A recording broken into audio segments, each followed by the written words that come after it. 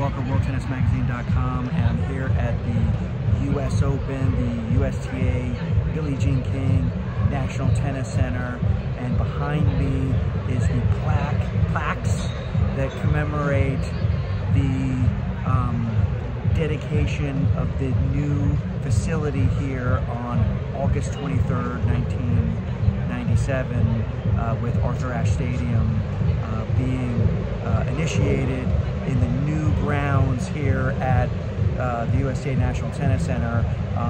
As many of you know, the US Open was moved here to Flushing Meadows in 1978 after being at Westside Tennis Club Forest Hills for many years.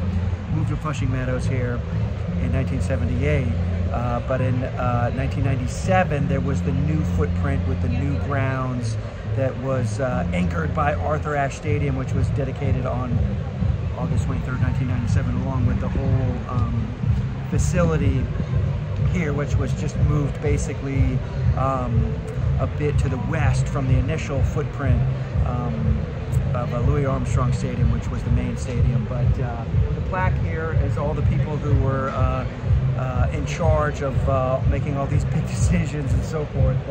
David Markin, president of the USTA from Kalamazoo, Michigan. Bob Cookson, who was the president of the USTA from 91 to 92. Bumpy Frazier, J. Howard Frazier, he was the president of the USTA when I first became a staff member in 1993. Describes all their specific responsibilities. And here's the board of directors, 91, 92, 93, 94, 95, etc. All the people that were involved with all the important decisions. Architect Gino Rossetti and Associates. And then we have Les Snyder, president of the USTA, 95-96, coordinated the construction process, etc.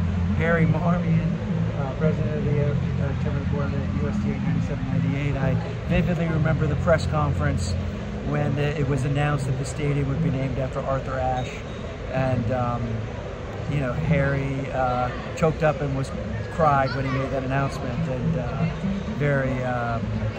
very emotional, very powerful moment in tennis history, really, the naming of the stadium after Arthur Ashe. Really loved Harry. He was a great USTA president.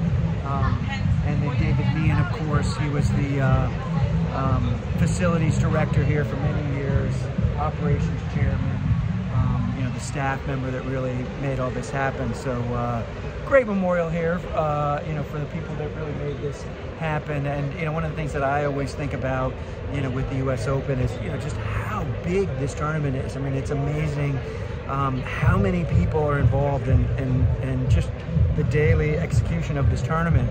And you think about how this tournament has grown from just like a little, you know, afternoon hit and giggle tournament in Newport, Rhode Island in 1881 to just this monstrous tournament event, global event that it is right now. And you know, just all of the staff members and volunteers and players and contract workers and so forth that were, you know, involved year after year after year after year to making this tournament what it is today.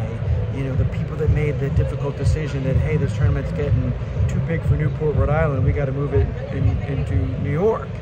And you know, the people that you know, constructed the stadium court at Westside Tennis Club, where the U.S. Open was held, you know, 1923 to 1977.